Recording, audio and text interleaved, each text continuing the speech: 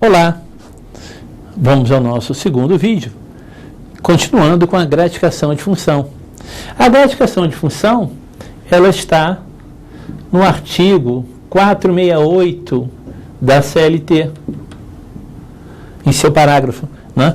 Todas as verbas que eu estou falando aqui, né, elas integram ao salário de contribuição, né, e fazem parte do custeio, fazem parte da contributividade. A gratificação é aquela verba no qual a gratificação de função ou função de confiança, a nomenclatura, elas se equivalem, né? Então, a gratificação de função, ela vai ter uma característica, né, de que o empregador ele pode propor e dispor dessas verbas, né? O empregador ele pode propor e dispor dessas verbas. Quando ele vai propor e dispor, ora, inevitavelmente ele está diante de quê? Né? Ele está diante de uma verba que integra o salário de contribuição, né? O empregado, se permanecer por 10 anos naquela função, e se o empregador abruptamente o retirá-lo, né, a média da função de confiança, a média do valor pago, deve ser agregada ao salário para fins da maior remuneração, né? Mas é uma verba que tem natureza previdenciária, é uma verba que tem natureza fundiária, né? Ele tem ambas as situações. A próxima verba que nós vamos falar aqui é a verba hora extra. A verba hora extra também tem natureza previdenciária. Ela chama o seu acessório, que é a súmula 172. Ela chama o descanso semanal remunerado, né? Então, toda hora extra tem que ter o descanso semanal remunerado. Ambas inequivocamente integram o salário para fins do salário de contribuição. E aí a importância que eu digo, antes de você procurar entender previdenciário, você deve analisar, como nós estamos fazendo aqui com você, com todo o prazer. Você deve analisar as verbas do 457 e do 458. Amanhã ou depois você está numa audiência trabalhista e você vai ter que saber quais as verbas que integram e não integram, né? Por favor, não vai me fazer nenhuma audiência, né, e colocar o valor do acordo em verbas que não tem nada a ver com o pedido. Isso já aconteceu, isso já é caso famoso no direito de trabalho e previdenciário, né? Você tem que ter uma base previdenciária de recolhimento, né, das verbas que você ajustar. Tudo bem, pode ter fundo de garantia, mas não invente verbas, não fuja de verbas. Não é válido mais aquela afirmação de que as verbas previdenciárias são 100% indenizatórias, salvo se eu estiver cobrando verba realmente indenizatória. Se eu estiver cobrando recolhimento de fundo de garantia, né, realmente só estou cobrando fundo de garantia, integralização de depósito. Agora, não vá pegar verbas que têm natureza previdenciária, que caracterizam uma obrigação de fazer, que caracterizam uma obrigação de prestar serviço, e não vai pegar essa verba e colocar numa outra situação que não gera recolhimento previdenciário, né? Porque aí você vai estar fazendo um crime previdenciário. Nós temos 3, a apropriação indébita, não seria o caso, mas você vai estar fazendo uma sonegação previdenciária, né? E isso, convenhamos, ninguém quer isso, e muito menos na nossa categoria isso deve acontecer, né? Então, retire qualquer conotação de 100% de verba indenizatória, quando na verdade você tem verbas, né, efetivamente de natureza indenizatória, ok? Então, essa é a hora extra. A outra verba que nós temos é a verba comissão. Súmula 27 do TST. Súmula 27 do TST. A verba comissão, ela também traz o descanso semanal remunerado. né, que é o 7º dia, né? Então, se eu trabalho 6, eu tenho direito ao 7º dia, que é a verba descanso semanal remunerado. Ambas ingressam, agregam o salário para fins efetivos, né, de se agregar o salário de contribuição. Então, veja, né, como é rico esse mundo do direito previdenciário, né? Você jamais, eu digo sempre, não diga que você quer só o direito do trabalho. Hoje é inevitável que você quer o direito previdenciário. Não diga que você quer só o direito previdenciário. Você tem que conhecer o direito do trabalho. Imagine a seguinte situação, e isso é um caso bem objetivo para você, um cliente do escritório, uma EPP, eu fiz a contestação, apresentei a contestação e disse que a empresa era optante pelo Simples. Né? E disse que a empresa era optante pelo Simples. Muito bem, ganhamos e perdemos, isso faz parte de quem está na lida, o dia a dia. Quando o processo vai para a contadoria da EPP, ela volta, né? Ela volta com recolhimento para a cota parte do empregador. Olha, né, se não tivesse eu essa ligação trabalho e previdenciário, o que fiz eu? Né? Quando Sua Excelência abre os 10 dias para impugnação de cálculos, eu prontamente impugnei, né, dizendo de que aquela era uma EPP, o recolhimento não era pela folha de salários, o recolhimento era pelo faturamento. Ato contínuo, isso foi aceito, né, e evidentemente foi expedido um outro documento para continuidade da execução. Né? Então, a verba comissão, ela também é a característica, né? Ela tem essa característica independentemente do trabalho que seja feito. É uma característica de que ela integra o salário para fins da maior remuneração. Uma outra verba que nós devemos colocar, e está até citada explicitamente, né, em destacado no artigo 214, é a verba gorjeta. A verba gorjeta, ela vem da súmula 354 do TST. A verba gorjeta, ela vem da súmula 354, né? As gorjetas cobradas compulsoriamente ou fornecidas espontaneamente integram o salário de contribuição. Né? As gorjetas integram o salário de contribuição. Né? Ora, então elas fazem base. Né? Só para relembrar, elas não integram para aviso prévio, para descanso semanal remunerado, para horas extras e para adicional noturno. Né?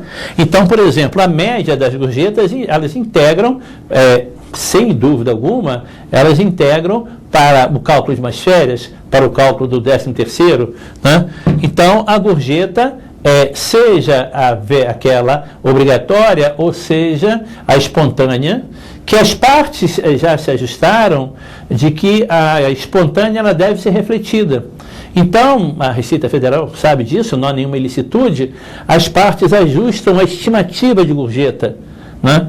É aquele valor que supostamente você, pelo serviço que foi bem feito, você concede, né? Você vai agraciar aquela pessoa que lhe tratou bem. Então, você tem na composição a seguinte colocação: você tem o salário, um piso da categoria, a estimativa de gorjeta, que é essa gorjeta, né, que se recebe em espécie, as partes têm isso bem consensualizado, né, e tem a gorjeta, que é cobrada em nota fiscal. Né? Esse somatório aqui eu tenho salário de contribuição, esse somatório aqui eu tenho a minha remuneração. Né? E a importância de você saber o salário de contribuição é justamente essa. Nós temos aqui 8 verbas, né? Mas além dessas 8 verbas, existem outras questões que eu quero abordar com você. A mudança da base do salário de contribuição. Como é que se afigura dentro do ordenamento jurídico a mudança da base do salário de contribuição? Vamos imaginar aqui o seguinte.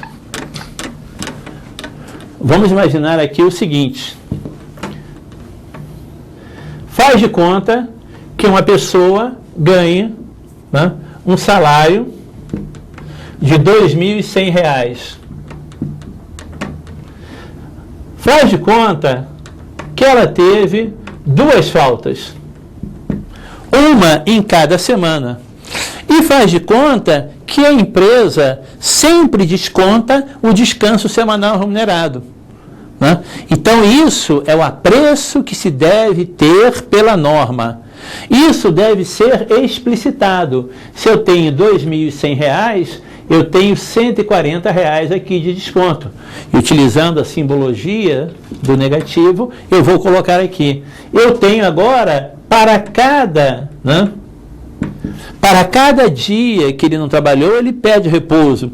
Vamos nos lembrar aqui, a Lei 605 de 1949 diz algo mais ou menos assim: o empregado terá direito ao 7º dia, né? E, portanto, independe de ser ou não domingo, se trabalhar integralmente na semana que o antecede, né? Então, aqui, em cada semana, ele faltou uma, então ele tem R$ 140, né? Ele tem R$ 140. Esses R$ 140 eu tenho aqui de desconto R$ 280, né?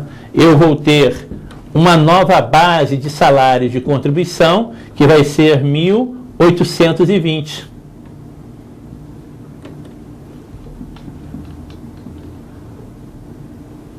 Que vai ser 1.820, né? 8, 2, 10, 2, 1, 3, 8, 11, R$ 2.100. Então, a falta não abonada, né?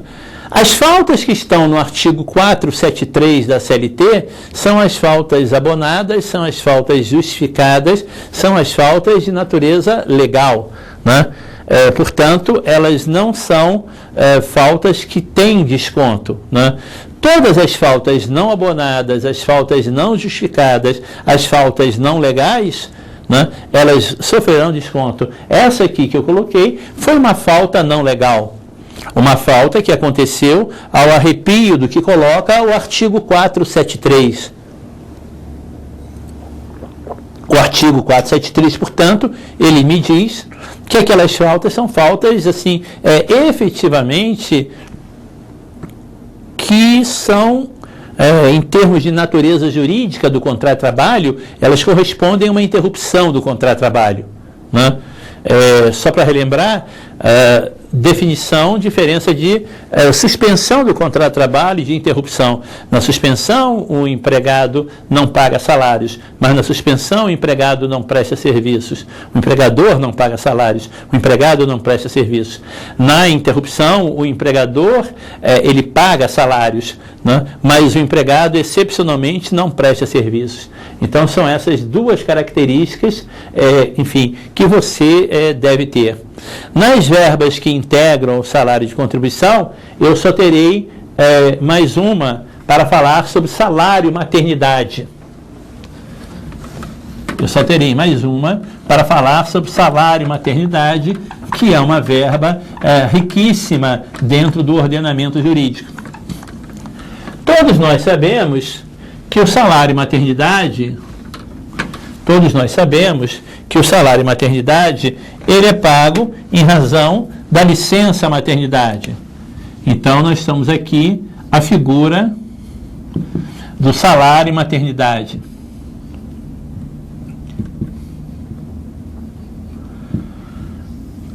Que é pago em razão da licença maternidade.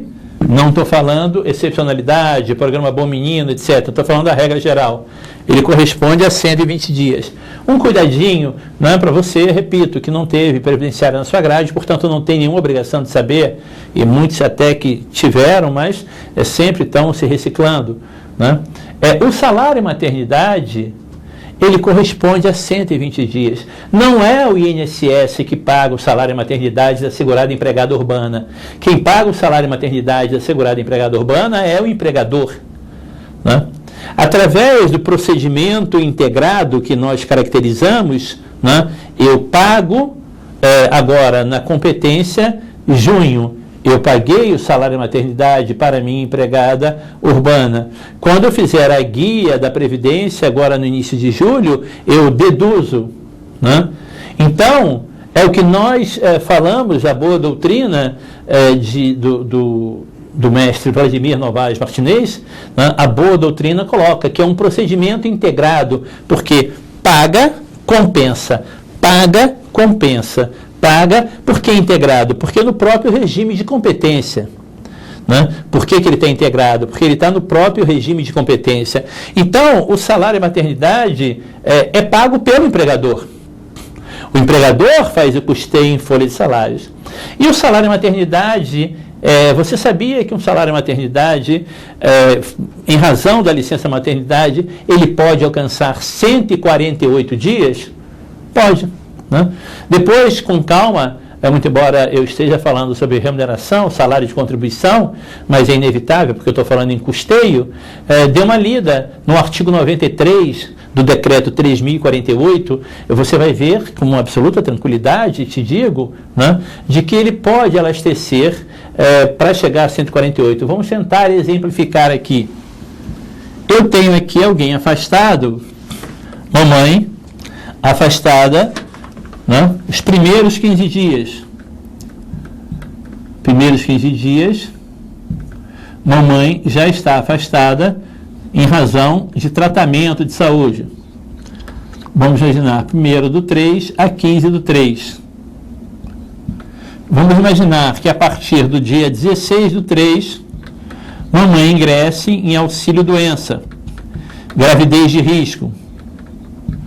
Mamãe não está recebendo salário. Mamãe não está recebendo salário. Mamãe está em regime de benefício.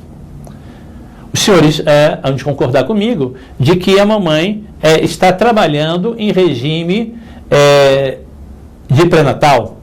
Ela é acompanhada, regra geral, por um médico do trabalho ou por um médico do SUS. Algumas empresas aceitam até que seja médico do sindicato e que seja feito depois a troca, né? Mudança de atestado de um para o outro. Ou algumas empresas aceitam que seja médico particular, mas isso deve estar disciplinado, deve estar regrado na convenção coletiva. Só pode ser um médico do trabalho, só pode ser um médico do SUS. Só eles que têm base legal para isso, né? Então, mamãe vem aqui com a doença.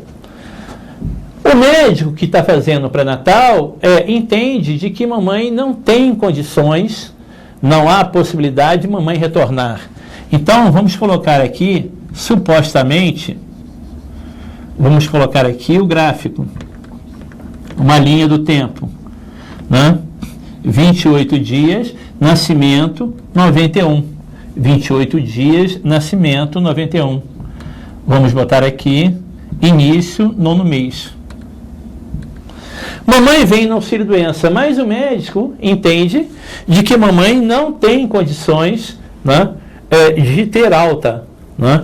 Então, o que é que ele faz? Ele suspende esse benefício,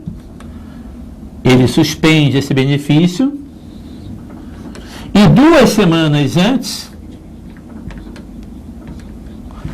esse auxílio-doença que ela recebia, né, se transforma em licença maternidade. Portanto, veja, né, mamãe passa a receber salário 2 semanas antes. Mamãe vem, início do 9º mês. Você vai me dizer, mas professor Lira, na prática, a mulher vai até o nascimento. Olha, não faça isso, né? Não faça isso, porque antes da Constituição de 1988, a licença maternidade correspondia a 84 dias e passou para 120 dias. A OMS, a Organização Mundial de Saúde, recomenda, pelas transformações do corpo, né, pelo próprio estado da mamãe, de que ela imperativamente, a OMS, ela não recomenda, né? A OMS, ao recomendar, ela não impõe. Mas o legislador brasileiro determinou de que ela vai sair no início do 9º mês. É um risco, né, ela ficar trabalhando até o nascimento, porque ela está violando, quem assim aceita, está violando o ordenamento jurídico. Ela tem 28, nascimento 29, com mais 91, veja, ela tem 120. Mas vamos imaginar aqui o seguinte, que a mamãe teve, enfim, problemas pós-parto, né? O médico que está trabalhando com ela elastece 2 semanas. E nesse, né, elastecimento, isso aqui também é licença maternidade. E nesse elastecimento, isso aqui também é licença maternidade. Mamãe, se continuar com problemas, né, há um retorno direto para o auxílio-doença. Então, em razão de risco, né, pré-parto ou razão de risco pós-parto, a licença maternidade ela pode alcançar inequivocamente 148 dias. Né? Eu disse licença maternidade, onde aqui vai ser o salário dela, aqui vai ser o salário dela. Evidentemente, na parte de benefícios, isso será objeto de uma outra análise de maiores explicações a partir de quando se dá o nascimento do feto. Convém, para encerrarmos a análise do salário de contribuição, nesse segundo vídeo, ainda teremos mais um vídeo, né, falarmos do artigo 214, parágrafo 9º. O artigo 214, parágrafo 9º, ele coloca as verbas que não integram o salário de contribuição, né? Ou seja, são verbas que não têm natureza previdenciária. A natureza delas é indenizatória. Você vai ver lá a ajuda de custo, você vai ver lá o aviso prévio indenizado. Essas duas situações, né, que se colocam numa condição de entendimento. Agora, cuidadinho com uma coisa, né? Observe depois o artigo 214, parágrafo 10º. Evidentemente, o 214, parágrafo 9º, fala das verbas que não integram o salário de contribuição. Nós já abordamos aqui diversas verbas que integram, as principais que eu entendo para você ter o conhecimento, né? Abordei do 214, parágrafo 9º, as verbas que não integram, mas cuidado com o 214, parágrafo 10º. Ele diz algo mais ou menos assim: todas as verbas, né, regradas, mencionadas no parágrafo anterior. Que parágrafo anterior é esse? Parágrafo 9º. Né? Quando pagas em desacordo ao que dele se espera, ele não integra, né? Ele integra o salário de contribuição. Então, o 214, parágrafo 10º, ele fala, né, as verbas que forem pagas, né, em desacordo, em desconformidade, né, com o que está no parágrafo 9º, eles integram para fins de salário de contribuição. Ok? Muito obrigado. Na nossa terceira videoaula, nós vamos ver os sistemas clássicos de custeio.